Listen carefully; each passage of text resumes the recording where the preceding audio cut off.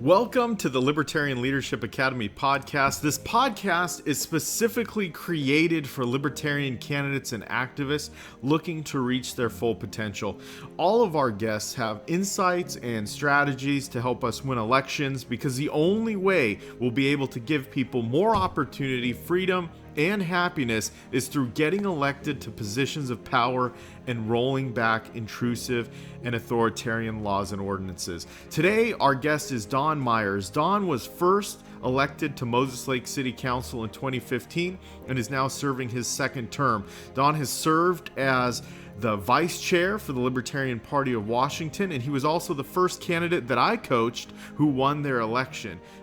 Don, thank you so much for coming on the show. I know it's been a while since we've had a conversation like this.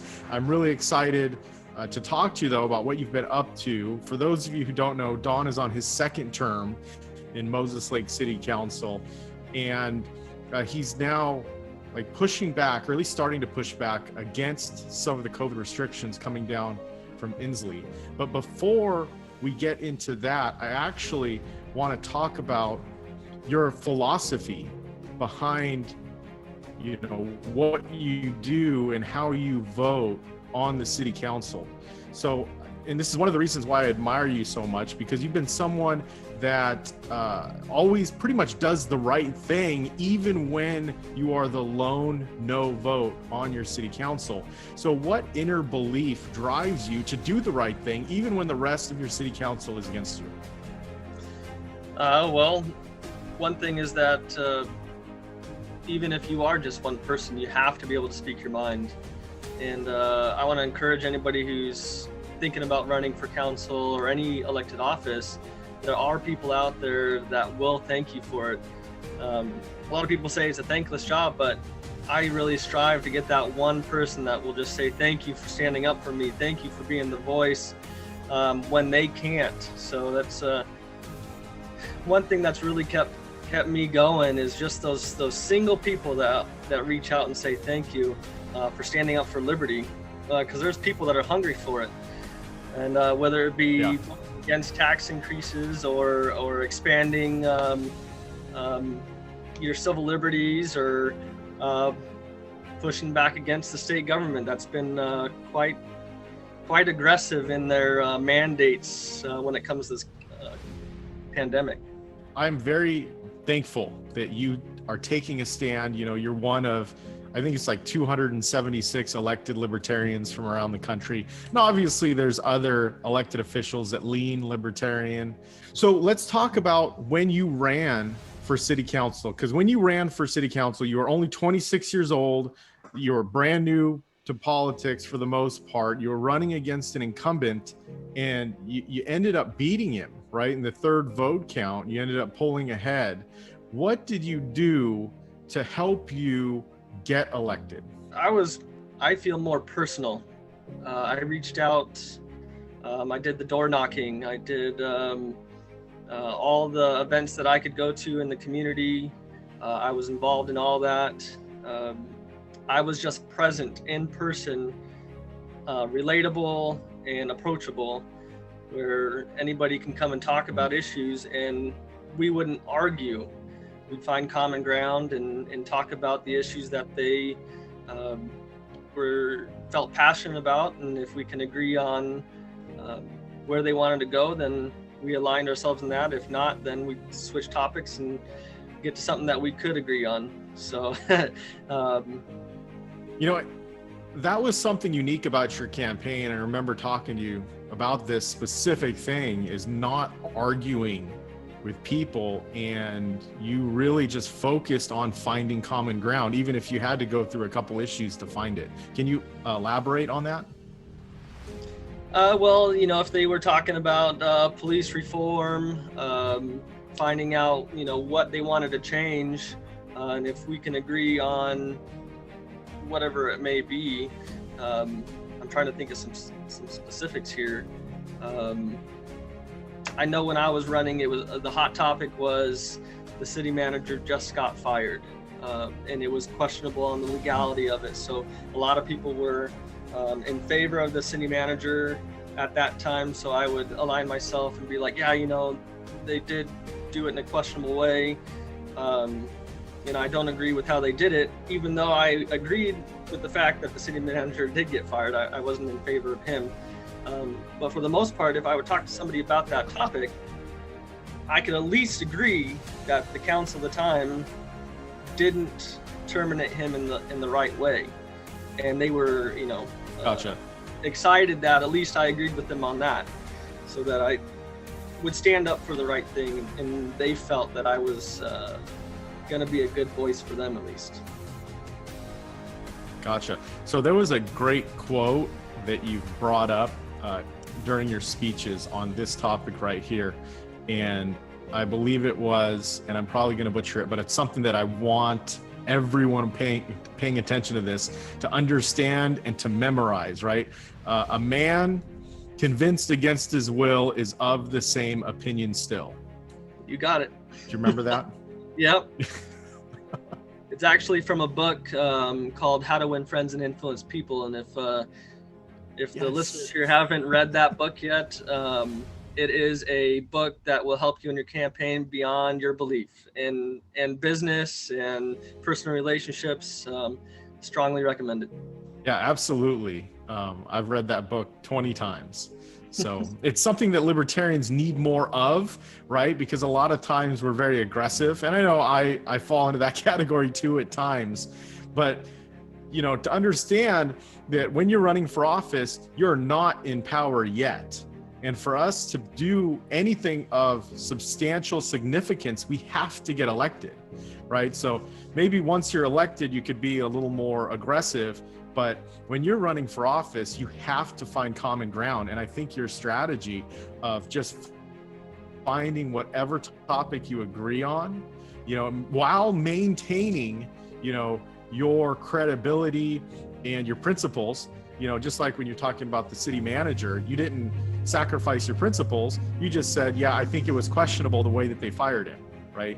Versus, just arguing, no, he needed to go. You were able to get people on your side. And I think, that really helped. You only won by 16 votes. So, in your case and in a lot of these local races, every vote matters. Mm-hmm. Our current election that's happening right now in the primary, it was getting down to within like 5 votes of being kicked out of the primary. So we're waiting. It's kind of a nail biter.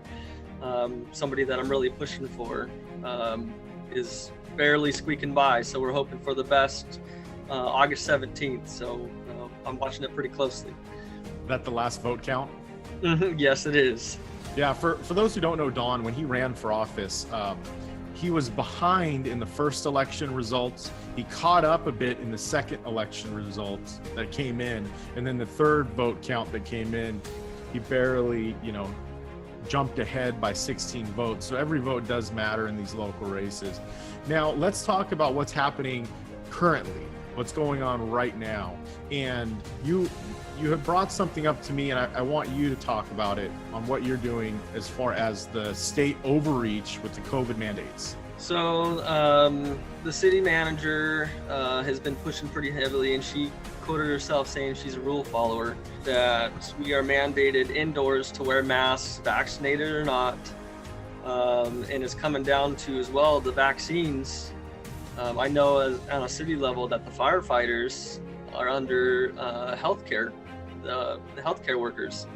So they're going to be mandated to have the vaccine. So myself and another council member have been pretty adamant on we need to push back. We need to draw a line in the sand and say enough's enough. We're here to protect our citizens. But it has been quite the battle. The attorneys are saying, there's a lot of risk in that. Our insurance is going to drop us and not cover. If there's any lawsuits that come from it, we could be held personally liable for any lawsuits that come from somebody getting sick if the city was negligent. So there's some pretty big risks. But we've been pushing. We had a little mini protest and refused to wear a mask in this last meeting, at least a couple of us. And it took the city manager to motion to us to put our mask on. And then the police chief come up and tried to get us to put a mask on. And finally the mayor was like, hey, you need to put the mask on, or you can leave and go on Zoom. We decided to fold at that point and see if we can at least bring it to the public attention. So we did put our mask on at that point. But we did make a big win, in my opinion, that our next council meeting, we will be having a public discussion where any citizens can come in and make testimony on why we should be a sanctuary city, you can call it that, against the governor's orders when it comes to mask mandates and the vaccine. So I'm excited to see the public come out, and I'm going to be trying to stir up some support for people to come in and say enough's enough. I want to get some insight from you, because you're probably in contact with your local county health department, and I don't know if there's a city health officer, but why is it that the government only talks about masks and vaccines when there's been all these studies showing that the people who get really sick with COVID, like 78% or 72%, have a vitamin D deficiency, right? Or they have multiple comorbidities, they're obese, they have diabetes, they have asthma, they have these other underlying issues.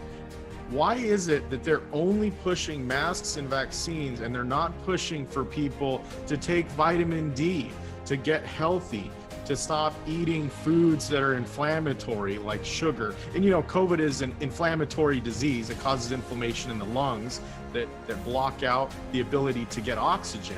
So how come the local and state health departments aren't talking about getting healthy versus just taking a vaccine? In my opinion, I think they're just an echo chamber. They're just reiterating what they're being told from officials that are higher up from them, and just kind of going with the flow. I don't think that a lot of these health officials are really, I guess, brave enough to stand up, because they may lose their jobs. It's a lot of risk. So if they got somebody else that's saying it, they're kind of covered under that versus is taking the liability on themselves and doing what's right. Gotcha. So your path forward, obviously you're in your second term, you're not up for election this time around. What are you looking to do over the next couple of years? Well, this current election is going to be pretty pivotal. There's some very strong candidates that are leading in the races that are pro-business, pro-liberty, small government. There's 4 seats open on our council, and the people that are leading, I'm excited for. There's going to be some drastic changes if they get elected. So we'll see some pretty cool things. I've been thinking about putting in for the mayor position, that I can at least push back, because at that position I can push back against the city manager and set the agenda and kind of control the meeting without her just saying, no, we can't do this or can't do that, or we have to follow these rules or these rules. Trying to bring some of the power back to the local level as it was intended to be. So that, within the next 2 years, that's what I'm looking at. That is very exciting. I hope you go down that path. If you do go down that path, make sure and reach out so I can help drum up some support. So everyone listening right now, just prepare for that. Don will need some donations. Thank you so much. Yeah, is there anything else going on right now that you'd like to talk about? I'm just encouraging everybody that it's a political world, and with this virus, you can look and based on people's voting histories, you can tell which way they're going to stand on the issue. There's so many people that don't want this pandemic to be political, but it is. And we kind of have to play that game in order to take it back and put it back in the hands of the people. So don't get discouraged and keep up that fight. And then don't lose sight of all the other things that are happening around when it comes to, on the local level. We're dealing with zoning laws at the moment, and upgrading or updating our comprehensive plan. We're looking at changing a bunch of ordinances. We're going through our Parks and Recreation comprehensive plan. We're looking at streets. I mean, there's so much that you can kind of feel overwhelmed, but you have to remember that we're trying to work for the citizens. We're gonna do what we can to keep the government small and keep things affordable and and at least make our community a place that people want to live and work and play. Awesome. Well, thank you so much. If you're watching this at home and you're considering running for office, please do. Don, I know there was a video that we put out on, it was a speech that you gave on how you won, and you did talk about the book, How to Win Friends and Influence People. I remember, calling you on the phone and talking to you, and it's every day you had a plan to go out and talk to people, whether it was to go to a local event, whether it was to knock on doors. And I remember you were working 2 jobs at the time, and some days you just went out for an hour or for a half an hour and did some door knocking and then went to your next job, But it was that mindset that you had that every person was important and that every person mattered. Is there anything that you'd like to touch on as far as strategies? I know it's COVID season, right? And maybe going door to door, do you still recommend that, or you recommend something else? Around here, people are still answering. I've been helping a few of those people that I've been talking about for the local races here. People are answering. People are done with this pandemic. They're done with the shutdowns. They want to get back to normal. They realize that it's not just going to go away with a vaccine. It's possibility it could be more like the flu, where it's going to be a seasonal type thing. It's something we're going to have to adjust to, but I don't think isolating ourselves is the way to go. So definitely going to all the events, door knocking, all those things where you're personal, it seems to be winning in elections. Well, good. That's really good to hear, because it shows that you're courageous, and the people need someone with courage like yourself to go around. And I really hope the other candidates that you're rooting for win, so you got some more backup on the city council. Now, if they win, would you have a majority? Yes. Awesome. We definitely have a That's majority. great to hear. Like I said, there's going to be some drastic changes come January, at least here in Moses Lake. Very cool. Maybe you could share with me some of their websites or whatever, and then I can post it. And I don't know if they need donations to help, but we could possibly post their information, because I understand that once you get a majority on the city council, you can pretty much do whatever you want as far as getting ordinances passed or repealed, right? Tax increases will be stopped, so it's very exciting to hear that. The 2 right now, I don't have their websites in front of me, but Dustin Swartz is up for primary. He's actually running against a previous mayor. And then Judy Madewell is running against the current mayor. And we have a weak mayor, city manager type government. But those are the 2 right now that need the most help. So if you want to look them up and help them financially, I know they would greatly appreciate it. Awesome. Well, Don, thank you so much for taking time out of your Sunday to chat with me. And I wish you the best in this upcoming fight against the state government. So, oh yes, we need all the help and support we can get. Thank you so much for listening. I'm sure you got some value from our guest today. Now, if you're thinking of running for office, currently running for office, or know someone running for office, please visit libertarianleadership.org. We have a free downloadable campaign success workbook. We have a complete online training academy, and we offer one-on-one campaign coaching and personalized subconscious reprogramming for those people looking to overcome fears of public speaking, fears of fundraising, fears of going door to door and talking to strangers, or even fears of making a short video like this. So every single one of us has the ability to become an amazing candidate and promoter of libertarianism. Please take advantage of our resources. Our mission is to help you reach your full potential.